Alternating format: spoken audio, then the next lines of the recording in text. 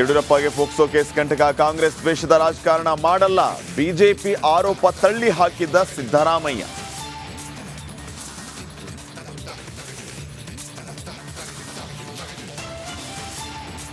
ಕೊಲೆ ಕೇಸ್ನಲ್ಲಿ ನಟ ದರ್ಶನ್ಗೆ ರಾಜಾತಿಥ್ಯ. ಪೊಲೀಸ್ ಠಾಣೆಗೆ ಹಾಕಿದ್ದ ಶಾಮಿಯಾನ ತೆರವಿಗೆ ಆಗ್ರಹ.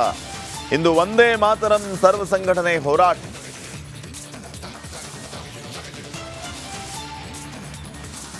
ಬಜರಂಗದಳ ಕಾರ್ಯಕರ್ತನ ಮೇಲೆ ಹಲ್ಲೆ. ಧಾರವಾಡ ಉಪನಗರ ಠಾಣೆಗೆ ಮುತ್ತಿಗೆ. ಪೊಲೀಸರು ಪ್ರತಿಭಟನಾಕಾರರ ಮಧ್ಯೆ ವಾಗ್ವಾದ.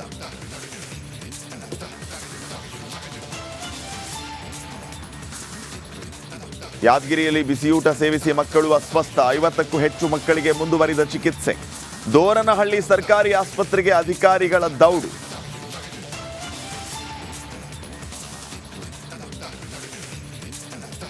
ಮಳೆಗೆ ನಗರದಲ್ಲಿ ಹೆಚ್ಚಾಯಿತು ಡೆಂಗಿ ಟೆನ್ಷನ್. ನಿರ್ಲಕ್ಷ್ಯ ಮಾಡಬೇಡಿ ಅಂತಿದ್ದಾರೆ ಡಾಕ್ಟರ್. ಫೀವರ್ ಕ್ಲಿನಿಕ್ ತೆರೆಯೋದಕ್ಕೆ ಆರೋಗ್ಯ ಇಲಾಖೆ ಸಜ್ಜು.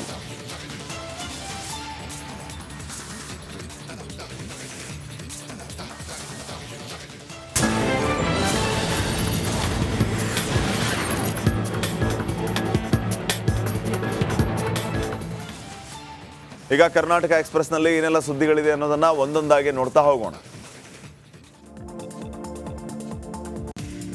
ಮಾಜಿ ಸಿಎಂ ಬಿಎಸ್ ಯಡಿಯೂರಪ್ಪ ವಿರುದ್ಧ ಪೋಕ್ಸೋ ಪ್ರಕರಣಕ್ಕೆ ಸಂಬಂಧಪಟ್ಟಂತೆ ಕಾಂಗ್ರೆಸ್ನ ಹಿರಿಯ ಶಾಸಕ ಶಾಮನೂರು ಶಿವಶಂಕರಪ್ಪ ಅವರು ಪ್ರತಿಕ್ರಿಯೆ ನೀಡಿದ್ದಾರೆ. ಯಾವುದೋ ಹೆಣ್ಣು ಮಗಳು ಕಂಪ್ಲೇಂಟ್ ಅನ್ನ ಕೊಟ್ರೆ ಏನರ್ಥ? ಅದೆಲ್ಲ ಸಾಬೀತಾದ್ರೆ ಮಾತ್ರ ಕ್ರಮ ಆಗುತ್ತೆ. ಯಾರೋ ದಾರಿಯಲ್ಲಿ ಹೋಗುವಂತಹವರು ಕಂಪ್ಲೇಂಟ್ ಅನ್ನ ಕೊಟ್ರೆ ಅರೆಸ್ಟ್ ಅಂದ್ರೆ ಏನರ್ಥ? ಆಕೆ 53 ಜನರ ಮೇಲೆ ಕಂಪ್ಲೇಂಟ್ ಕೊಟ್ಟಿದ್ದಾಳೆ, ಅದಕ್ಕೆ ಬೆಲೆ ಇರುತ್ತಾ ಅಂತ ಯಡಿಯೂರಪ್ಪ ಪರವಾಗಿ ಶಾಮನೂರು ಶಿವಶಂಕರಪ್ಪ ಅವರು ಬ್ಯಾಟಿಂಗ್ ಮಾಡಿದ್ದಾರೆ.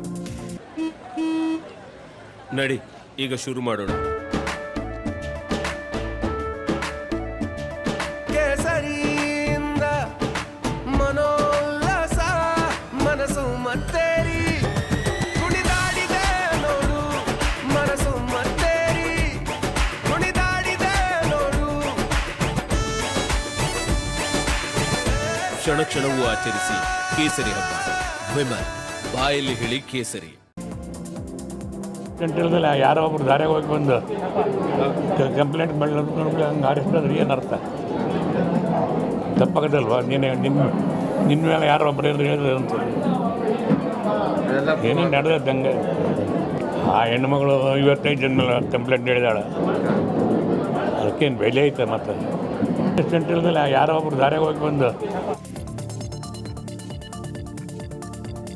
ಪೋಕ್ಸೋ ಕೇಸ್ನಲ್ಲಿ ಮಾಜಿ ಸಿಎಂ ಯಡಿಯೂರಪ್ಪ ಅವರಿಗೆ ಸದ್ಯಕ್ಕೆ ರಿಲೀಫ್ ಸಿಕ್ಕಿದೆ. ಯಡಿಯೂರಪ್ಪ ಅವರಿಗೆ ಮಧ್ಯಂತರ ಜಾಮೀನು ಸಿಕ್ಕಿದ್ದಕ್ಕೆ ಕಾರ್ಯಕರ್ತರು ಬಿಜೆಪಿ ಕಚೇರಿಯಲ್ಲಿ ಸಿಹಿ ಹಂಚಿ ಸಂಭ್ರಮಿಸಿದ್ದಾರೆ. ಯಡಿಯೂರಪ್ಪ ನಿರ್ದೋಷಿಯಾಗಿ ಹೊರಗೆ ಬರ್ತಾರೆ, ದೇವರು ಅವರಿಗೆ ಆರೋಗ್ಯ ಕರುಣಿಸಲಿ ಅಂತ ಪ್ರಾರ್ಥನೆ ಮಾಡಿದ್ದಾರೆ. ಯಡಿಯೂರಪ್ಪ ಅವರಿಗೆ ಬೇಲ್ ಸಿಕ್ಕ ವಿಚಾರಕ್ಕೆ ಮೈಸೂರಿನಲ್ಲಿ ಸಿಎಂ ಸಿದ್ದರಾಮಯ್ಯ ಪ್ರತಿಕ್ರಿಯೆ ನೀಡಿದ್ದಾರೆ. ಕೋರ್ಟ್ನ ಆದೇಶದ ಬಗ್ಗೆ ನಾನು ಮಾತಾಡುವುದಿಲ್ಲ. ಕಾಂಗ್ರೆಸ್ ಯಾವತ್ತೂ ದ್ವೇಷದ ರಾಜಕಾರಣ ಮಾಡಲ್ಲ, ಕಾನೂನು ರೀತಿ ಕೆಲಸ ಮಾಡ್ತೇವೆ, ಕೋರ್ಟ್ ಆದೇಶಕ್ಕೆ ತಲೆ ಬಾಗ್ತೇವೆ ಅಂತ ಹೇಳಿದರು. ಕಾಂಗ್ರೆಸ್ ಪಕ್ಷ ಯಾವತ್ತೂ ಕೂಡ ದ್ವೇಷದ ರಾಜಕಾರಣ ಮಾಡಲ್ಲ. ನಂಬರ್ 1, ನಾವು ಯಾವತ್ತೂ ಕೂಡ ಕಾನೂನು ರೀತಿ ಕೆಲಸ ಮಾಡೋ ಪೊಲೀಸ್ನವರು ಕಾನೂನು ರೀತಿ ಕೆಲಸ ಮಾಡಿದ್ರೆ ಅದರಲ್ಲಿ ಇಂಟರ್ಫಿಯರ್ ಆಗಲ್ಲ. ನಂಬರ್ 2. ನಂಬರ್ 3, ಕೋರ್ಟ್ನಲ್ಲಿ ಏನು ಆದೇಶ ಆಗ್ತದೆ ಅದನ್ನು ಎಲ್ಲರೂ